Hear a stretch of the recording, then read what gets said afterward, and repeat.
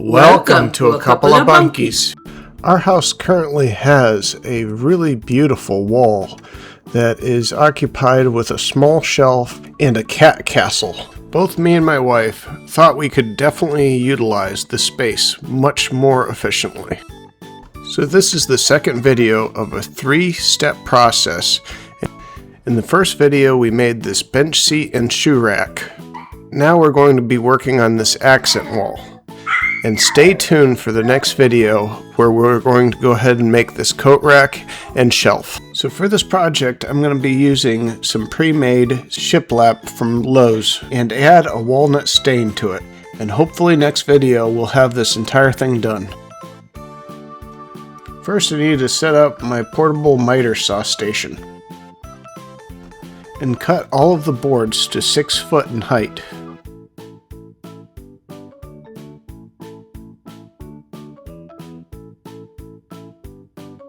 Now I take all of the boards downstairs and put a walnut stain on each board.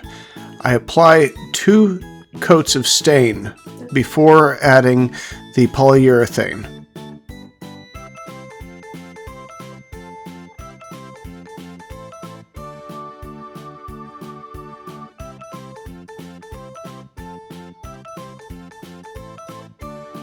After the polyurethane has cured, I do a dry fit and work out what I'm going to have to do.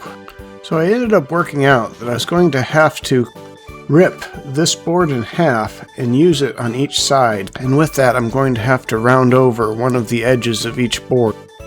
But first I'm going to have to remove this piece of trim along the bottom of the wall.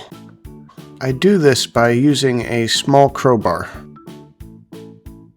Okay, now I'm going to go downstairs and rip that piece of shiplap in half.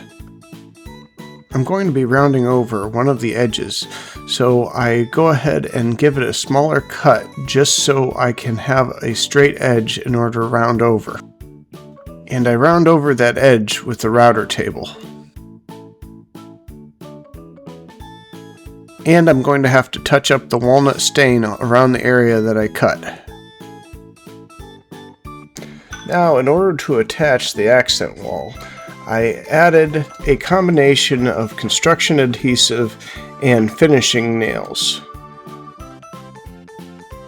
I would start off by either adding the construction adhesive on the wall or on the board itself, then nailing it into the wall in at least 3 areas in order to hold it together.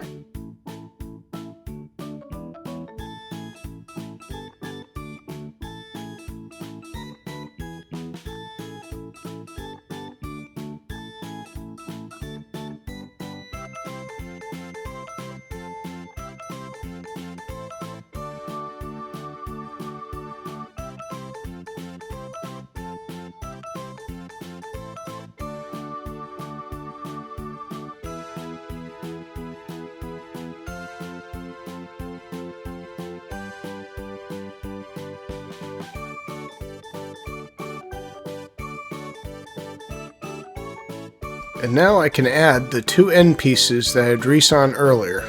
Because it was cut from the same piece, I have both the tongue and the groove that is required to finishing both sides. And there we have it. In the next video, we're going to be working on the hat rack and the shelf that goes on top. Thank you for watching this video. Please like and subscribe.